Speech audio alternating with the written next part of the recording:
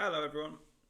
Um, yeah, you know what's happening. I'm going to go over the exam and just go through all of my solutions and how I got them, hopefully to make it make more sense for you. So here we go. First question: state in context what 60 and 10 represent. Well, D is number of days, and 60 is next to D.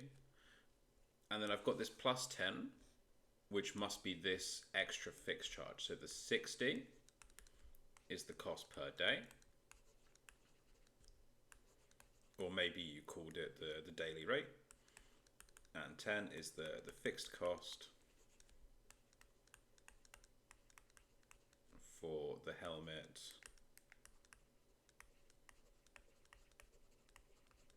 and the repair kit.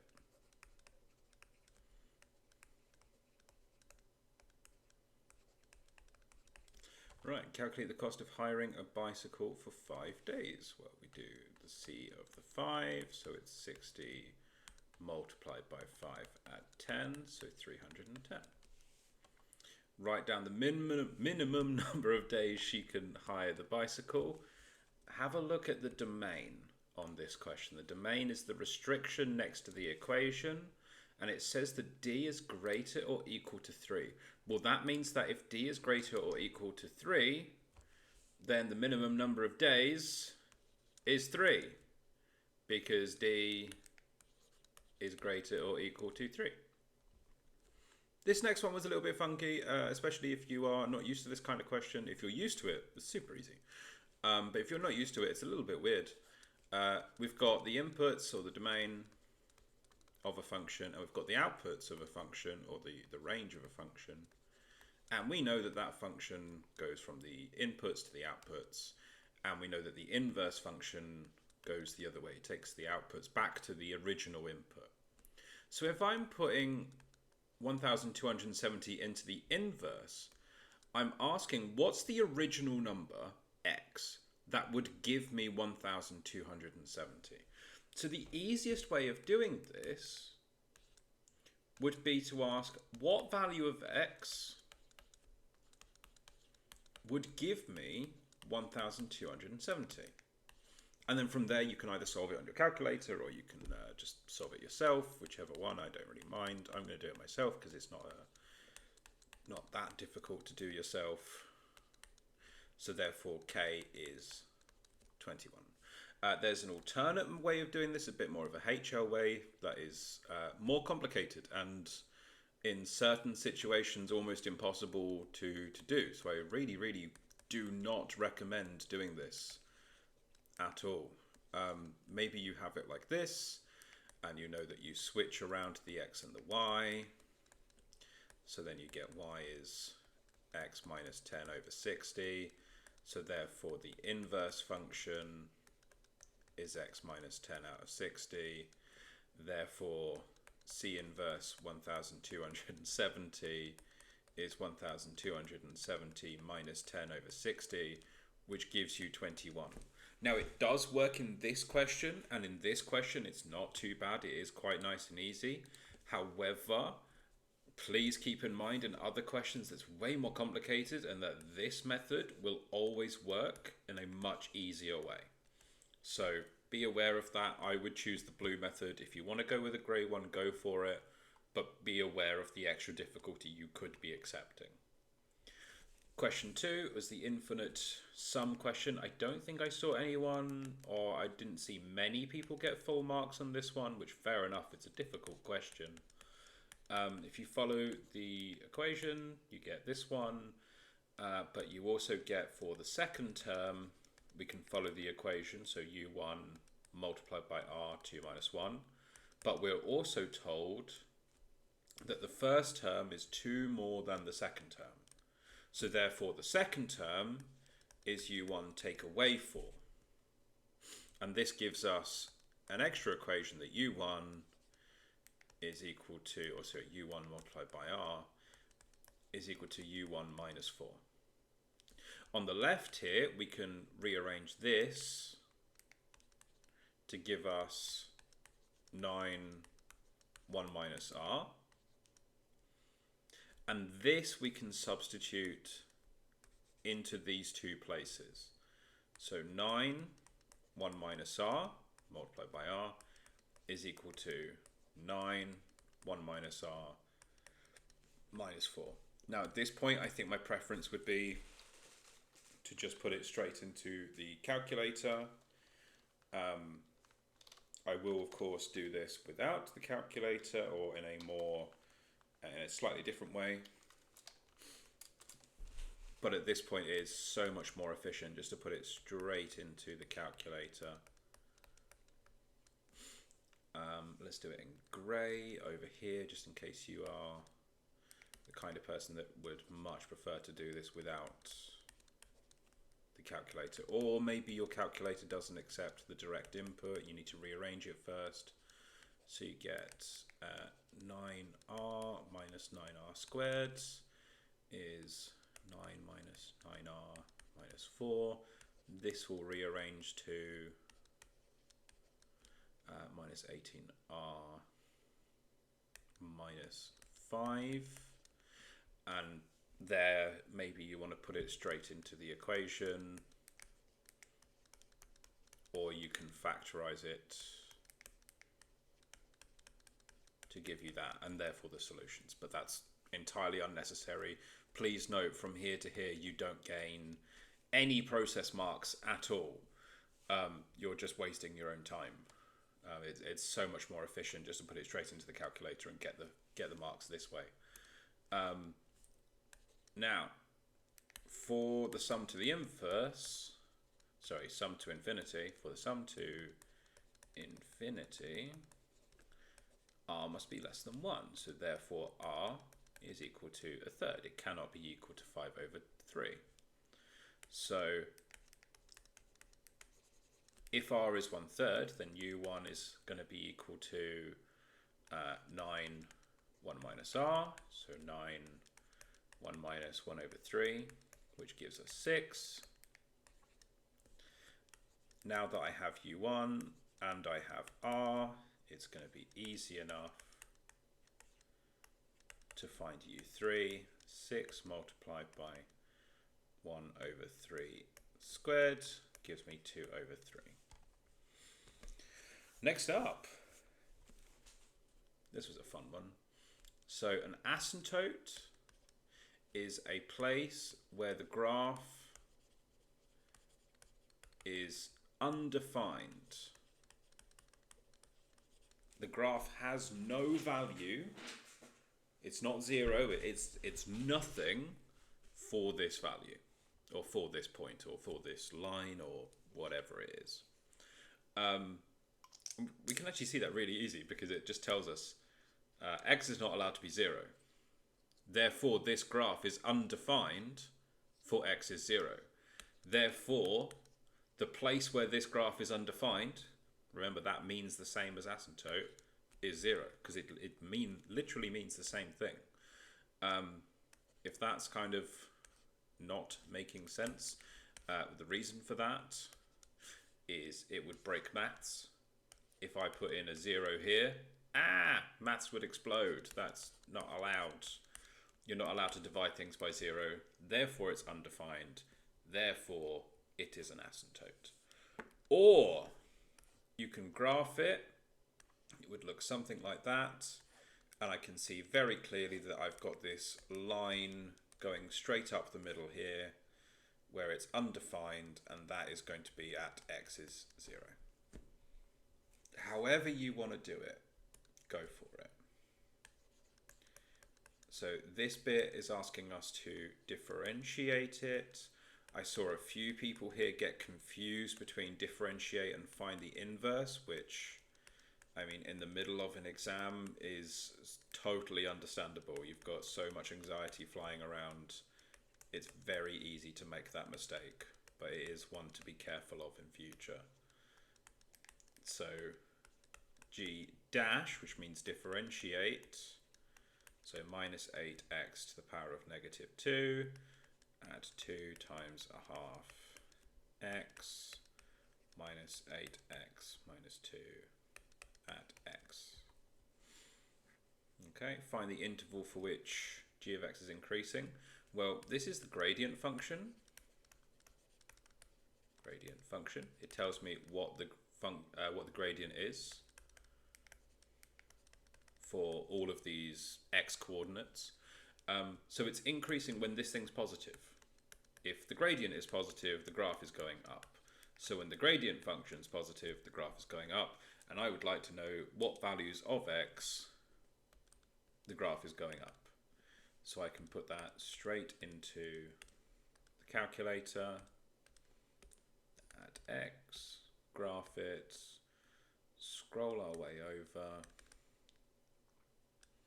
There we go, and I can see it really clearly there. There is a 0 at x is 2. There you go. Ta-da! But more precisely, it's increasing for x is greater than 2, because for all the values of x that are greater than 2, the y value is positive. For all the values that are less than 2, the y value is negative. So I only want the positive ones because that means the gradient function is positive, and that means the gradient of the original is positive. Now, if that's a bit confusing and there's like, what? I don't understand what's happening, sir. There's a different way you can do it. You can plot in the original function, which is absolutely fine. And we can just have a look at it and see where it starts to increase. This one, you do have to be careful that you read it properly or carefully, I suppose, that we can't just guess it. I actually need to find the minimum point first. There you go, x is 2. So there's a minimum point at x is 2. And everything on the left of that, sorry, the right of that, where x is greater than 2, the graph is going upwards again. So you can't just guess it. You do need to look very carefully for where is the max or the min, and then logically decide after that, is it an increasing function before or after for greater or lesser x. Okay, question 4. I mean, A is just lovely. 7 minus 2 is 5, so that's A. I saw a few people get confused with this and multiplying matrices together. Again, totally understandable in the anxiety of an exam, but hopefully you can just correct that one for next time. That was quite an easy, nice one. We've got this one, so we've got 3 times 2, 6, minus 5q is equal to negative 9, and I got q to be 3. I might as well do that properly for anyone interested. Q is 3. There you go. Polygraph test. I thought this was a bit of a mean question, and the reason I thought it was a little bit mean was, if you read quite carefully, they give you 20% chance of failing the test. And then the very first question, A asks you about passing the test. And then B asks you about failing the test. And then C asks you about passing the test again. And I understand why they've done this, because you have to be really careful on which one you're using. But I still think it's a little bit of a trick question. They're actively trying to catch you out for not reading the question properly, which I think is a bit mean. So the first distribution is with the passing probability. And if I want to find the expected value of a binomial, I do n times p. This is on your formula sheet. So 10 times 0.8, and I get 8. The second one, well, now I've got a new distribution with the failing probability and the probability that y, not x, is exactly 4. Let's put that onto the binomial. So 10 and 0.2. And I want to find for it, it's exactly 4, 0.0881. Now determine the probability that fewer than 7 people will pass this test. Okay, no problem. So let's have a look at that. We're back on the x distribution, so the probability that x is fewer than 7 is equal to the probability that x is less than equal to 6. Now I do this on the calculator, but I'm very careful to change the probability back to the passing probability and I make it less and equal to 6. There you go, 1, 2, 1. I did think that was a little bit mean, having it so language dependent, especially for an international exam, but who am I to complain? Right, this question was a little bit of a mean one. Not too bad though. So it's I want to find this angle. I've been given a clue to find this angle, so I can work out that angle now. Doing arc sine of root 3 over 3, so 0.615. I'm in radians. If you did this in radians, it doesn't actually change anything. There's nothing wrong with that. You won't lose marks for that. I'm just aware that most of you will do this in degrees, so I'm also going to do it in degrees. But if you did do the question in radians, nothing wrong with that. You still get all the marks. You have not lost anything. If you discuss this with any AA people, they will tell you, no, there is a completely different way of solving this. And they are right if this was an AA exam. However, because we are AI and we use the calculator, this is a lot easier, in my opinion, to do it like this. There is a slightly different way of doing it from an AA perspective, but it's a little bit more algebra intensive, so I'm going to avoid it. Right, so we've got 15 over sine theta is equal to 10 over sine 35.3. Rearrange this for sine theta is equal to 15 sine 35.3 divided by 10, which, let's put that onto the calculator, 15 sine, and I'm going to use the exact value because that's my tendency, over 10, so I get root 3 over 2. Now technically this is the end of the question because they've asked you for sine theta. However, I'm aware that a lot of you went and found theta, which was 60 degrees. If you got 60 degrees, no problem at all. You still get the full marks. I've got no problems with that. Even if you got 59.9 degrees, I will still accept that for full marks. No problem. And cos 2 times CAB, so 2 times the 35.3 that we got earlier. Let's put that onto the calculator. So cos 2 times, and again I'm going to use the exact value, but you don't have to. I get 0.333, which is the same as 1/3. Okay. Okay, next up, area question.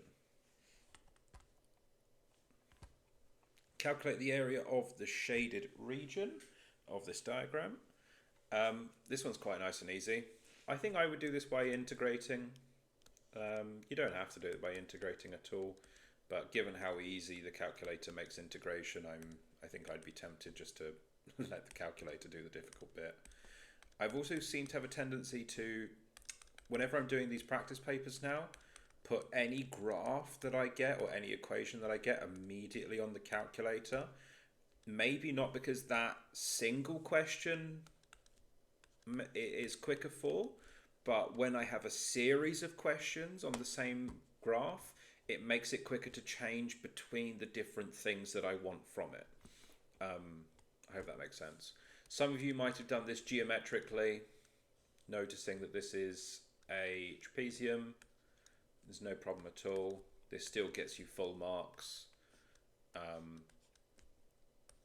If I didn't have a calculator, or if I had to do this by hand, this would be certainly what I would do. So the area is half of 7 at 4 multiplied by 3, which is still 16.5. So it is still the same answer, but a different way of doing it.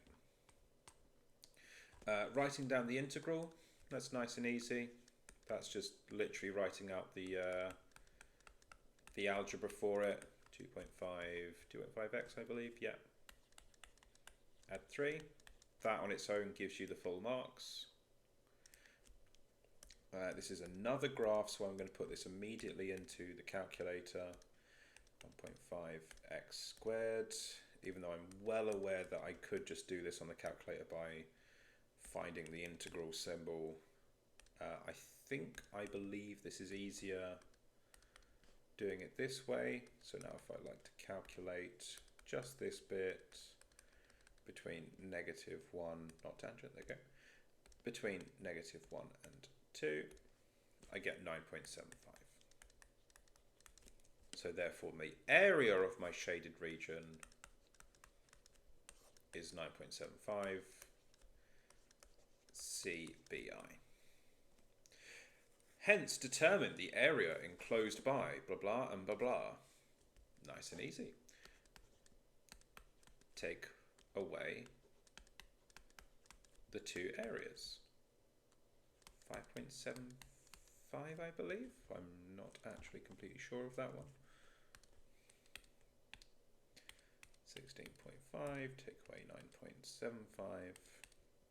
Yeah, 6.75. There you go, 6.75. For those people that are wondering, but why are you doing that? It's because in the first question, we found that area. In the second question, we found that area. And if I subtract that one from that one, I get left with that area, which is what I'm being asked for. The other way of doing this, which is the perfect representation of why I'm putting everything on the grapher, is because I've got both of these lines on the grapher, I can ask it to calculate the area between the curves just by putting the boundaries in. 6.75. It's immediate. It's wonderful. And if I had done all of this in separate places, I wouldn't have that all together now. Okay, next question. Poisson distribution question this time. So X is a Poisson distribution with a mean of 1.3 per year. So I would like the probability that X is at least 2 per year. So I put that onto my distribution. Poisson of 1.3, and I would like greater or equal to 2, so 0.373. The next one's a bit more interesting. So it's shifting into a binomial, and we can tell that because it says in exactly 4 out of the following 5 years. So the condition is running at least 2 marathons per year. And I know it's binomial because it's 4 out of 5. So let's make that y, or some different letter, is a binomial of number of trials is 5. And the probability of success we worked out in the previous question. Now this is a really good example of if you didn't have the answer for this, let's say, I don't know, for whatever reason you couldn't figure out the buttons on your calculator, just make it up. Just make it up. Because at least you can still get these 2 marks, or these 4 marks, even if you don't have these 2 marks. You can just make something up, still work it out, and you will be fine. So I'm actually going to copy that. I think it's always a good idea where you can to keep exact values. I have not yet seen anywhere where it actually does make a difference, but I suppose it's just a small bit of paranoia. There you go, 0.0608. There you go. Next one's nice and easy. You want to find the value of k for which this determinant is 0. The determinant is just a formula on your formula book. So that becomes k minus 4, k plus 1 minus -6 is equal to 0. And if you have this calculator, absolutely nothing wrong with just typing it straight into the calculator. k, oops, need another bracket, k plus 1, add 6, we'll make it equal to 0. There we go. Solve the equation, I get k is 1 and k is 2. Ta-da! Job done. For those of you that would like me just to go through maybe a bit more of that in detail, you would expand it, simplify it, factorize it, and that would still give you the same solutions. But this, I would argue, is a waste of time when your calculator can do it straight away. Right, next up. This one I think is quite nice. You've got to be careful with the language, but when you get past the language, it's okay. So the transformation T is this matrix M. A pentagon has an original area of 12, and they're asking for the area of the image. Now, keep in mind that the image is the output, or the resulting shape after a transformation. So to find that, I would do determinant of the transformation multiplied by the area of the original, and that gives me the area of the image. So the determinant of M here, if I, that's 14, multiply that by 12, 168. You don't have to do that determinant in your head or with any sort of formula. Even on, I realize I should probably put this in exam mode just to show you can still do all of these things in exam mode. There we go. Even in exam mode, go down to matrices. You see a few things are locked out, but not much at all. And I can just type it in here. 2, 3, minus 4, and 1. So 14 is what I get. Wonderful. Next up, this one was tricky. If you weren't careful with the language, it's very easy to make an assumption, make a mistake. So under transformation T, the image of point X has the following coordinates. Keep in mind that says the image, so that's after the transformation. So the transformation M multiplied by some coordinate xy is equal to this thing that I would like to solve for. Oh, sorry, the other way around. I want to solve for xy. It's equal to this. I've already got this. So to move that around, I need to do the inverse of M. Let me find the matrix M, 2, 3, minus 4, 1.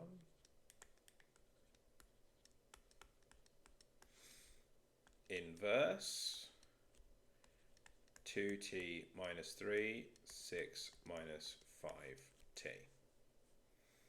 And then multiply those two things together. The calculator can help us do the inverting.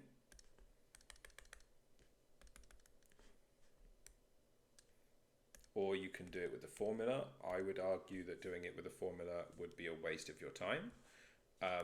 Unless, actually, if I think about it, unless your calculator doesn't give this to you in the exact form. If your calculator gives this to you with a bunch of decimals, that's not helpful at all. You're going to have to do this manually so that you can keep the exact values.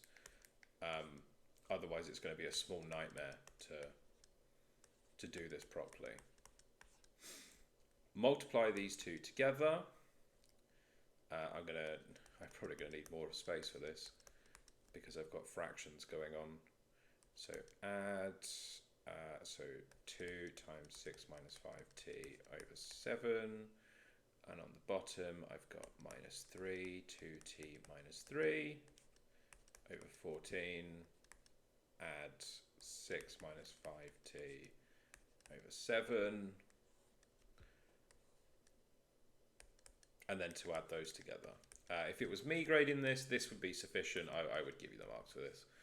But to do it properly and put it all into a single bracket, let's see how much of this I can do in my head at once and see how badly this goes. So that's going to be 2 minus 10 minus 8 minus 20, sorry, 2 minus 8, negative 18t, and then negative 3 add 24, so add 21 out of 14. And the second one, I am going to do this in a slightly easier way, just to show you a nicer, or what I think is a better algebraic way of doing this, and see if you like it. So negative 16t add 21 over 14, or should that be negative 21? No, that's positive 9 add 12, yeah. There we go.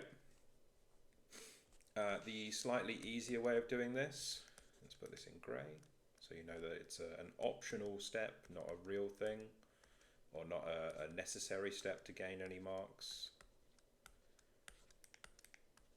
I would do this and factorize out the 14 before multiplying it, because now I avoid any kind of trouble with the fractions. The 1 out of 14 just stays on the outside of everything.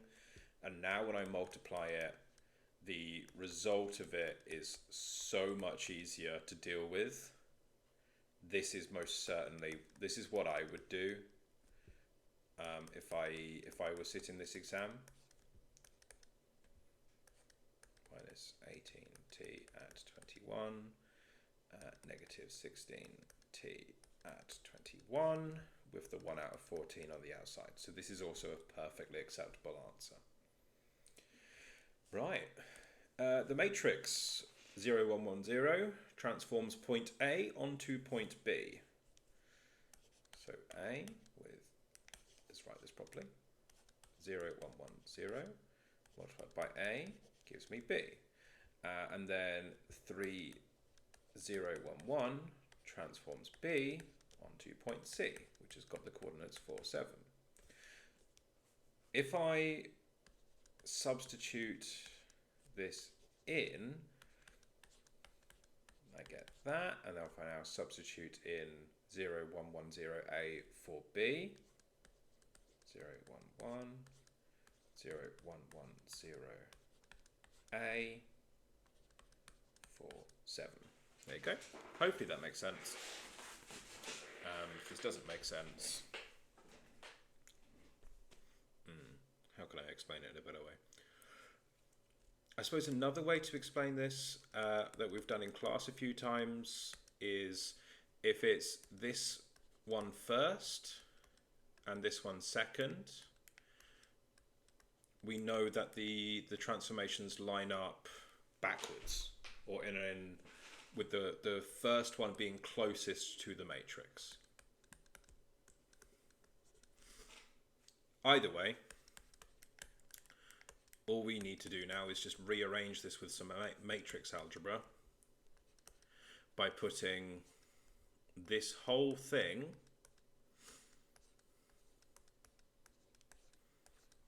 onto the other side. Now notice that I've put the whole thing into brackets and I've put the inverse on the outside of the brackets. That does make a difference. So we need to do it this way around. And then we'll just put that into the calculator. And it's, I've done this before, so I sort of vaguely remember it. But now that I say it, I actually don't know it, don't remember it well enough to trust myself to just write down the answer. So we're going to do that. And it'd be better for everyone just to see where it all comes from. 0, 1, 1, 0, minus 1, multiplied by 4 and 7. There you go. 7 minus 1. Ta-da! You could do it another way if you wanted to.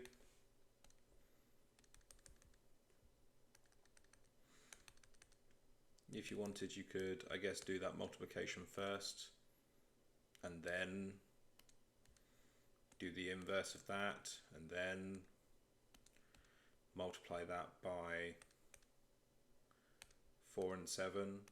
It just brings you to exactly the same answer with more steps. So I would argue that's a waste of steps, waste of time, but whatever you find easier is okay. Right, last question, but this is quite the mammoth of a question. It's a long one. Oh, we're doing pretty good for time as well. Right, so if 10 adults in Melba are chosen independently, find the probability that more than 3 of these have a weight greater than 85. Now let's break this down. I've got a total number, 10, and more than 3 out of that 10. As soon as I have that combination of 2 numbers there, I know that it's binomial. However, I've also been given this normal distribution with a mean of 72 and a standard deviation of 10. So one is leading into the other.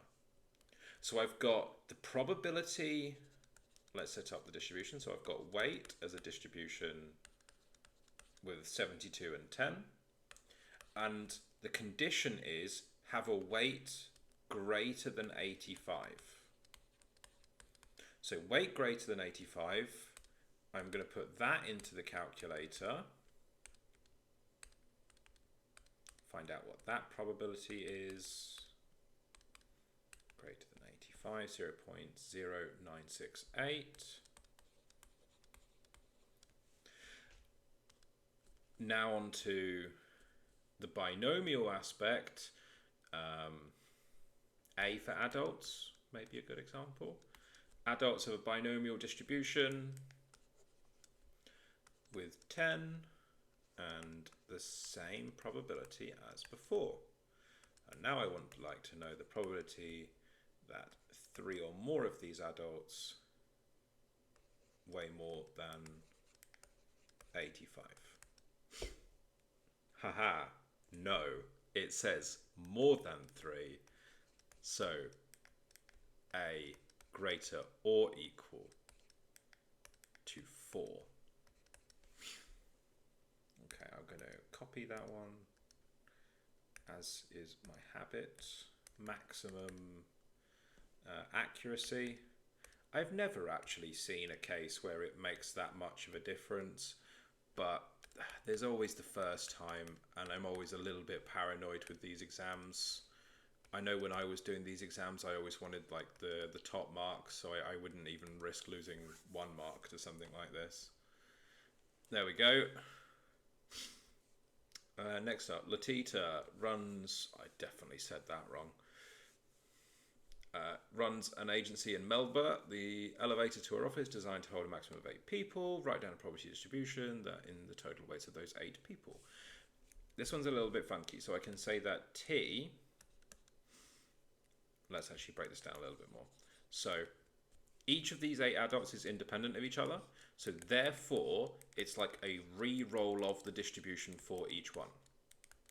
They each have their own distribution that is separate from the other person's distribution, even though all of those distributions have the same numbers.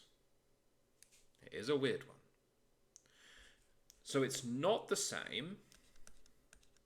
That is not the same as 8W. It's not the same thing.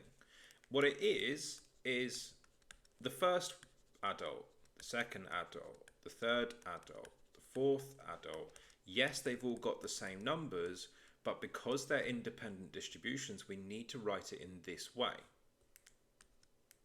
So now when I would like to find or express the normal distribution of this, I need the expected value of the total and the variance of the total.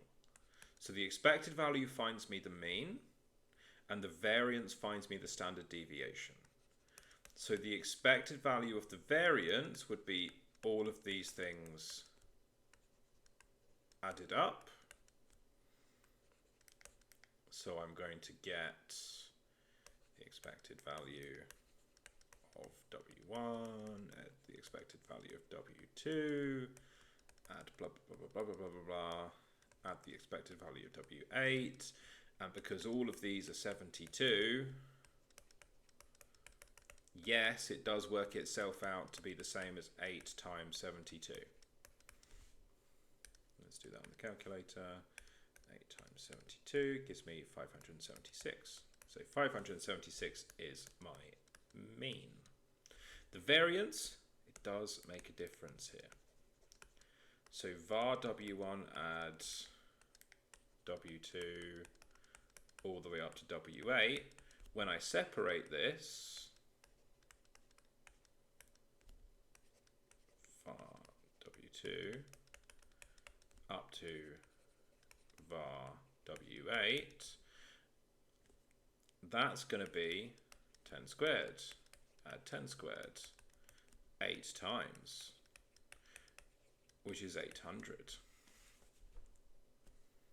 This is important because if it was 8, I'm going to do this in red because it's not part of the same question. If it was var of 8 adults, it would be 8 squared var W, which is a very, very different number from 800.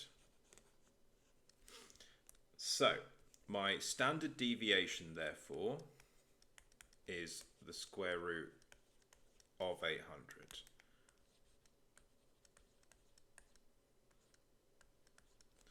Okay. Now, part C, find the W for which the total weight of adults exceeds W on less than 1% on all occasions. So the probability that the total is greater than W is 1%. Using inverse normal, that's nice and easy to work out. There's a little bit of exam technique that we're going to talk about in a second here. So 8 times 72 for that box. Oops, not 7.2, 72. And the square root of 800 for that box. And the probability that it's greater than something is 0.01. So that W is 642. This is a perfect way for us to talk about that exam technique of if you can't do part B, let's say this is a big what the hell is happening moment, ignore it. That's okay. Make it up. You can totally make up the numbers, lose all of the marks for part B.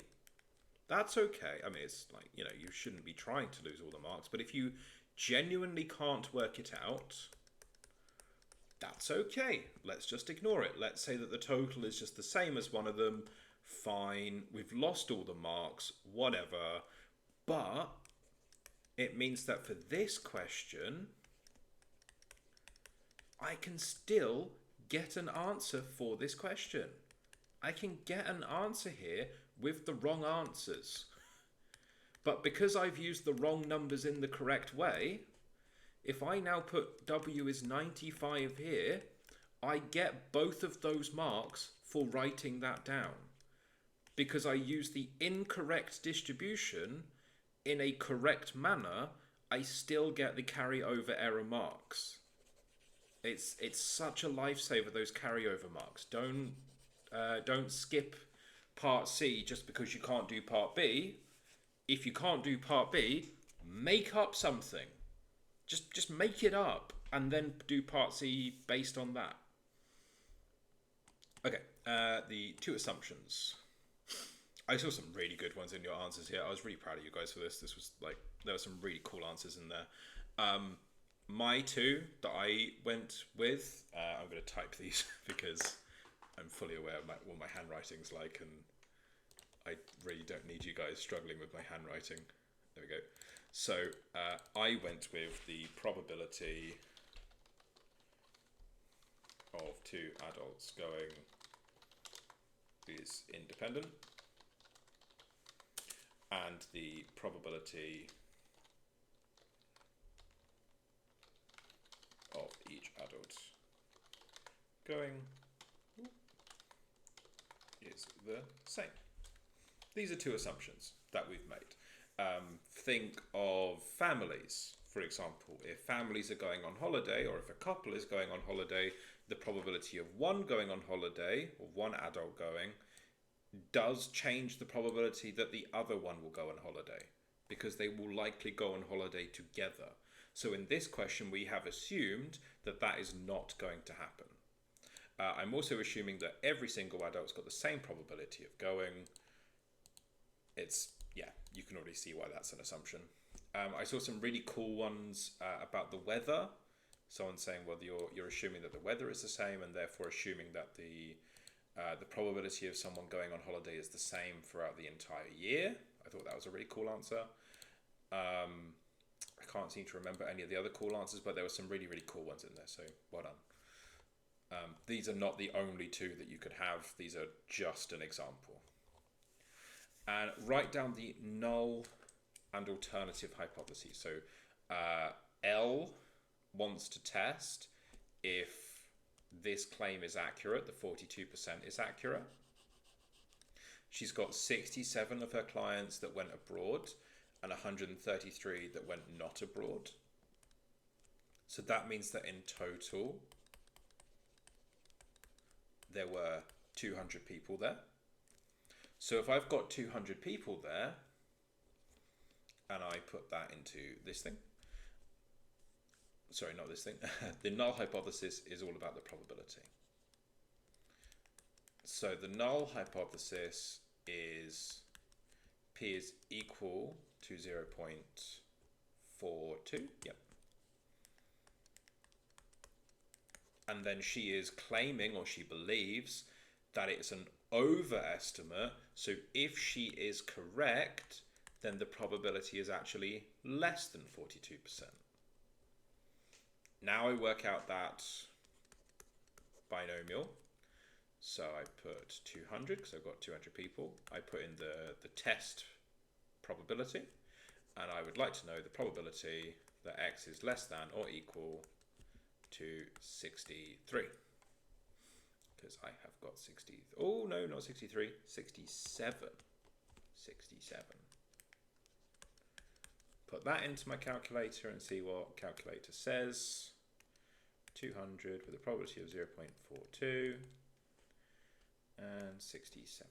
There you go. So 0.00850, which is less than 0.05. So now I can say, and again, I'm gonna put in a text box for this because you guys don't need to be struggling with my handwriting.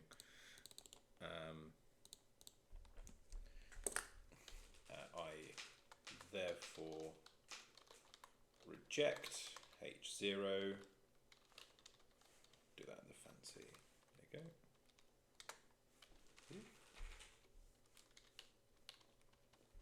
That's not going well. There you go. I therefore reject H0. There is sufficient evidence to show Leighty's belief was correct. You don't have to write it in that much detail. That is definitely me putting in more writing than's needed, but some sort of worded explanation to say that her belief was correct or was reasonable was probably a better word for that. Cool. If you have any questions, email me. Have a lovely weekend. Good luck with the rest of your exams. Thank you all. Bye.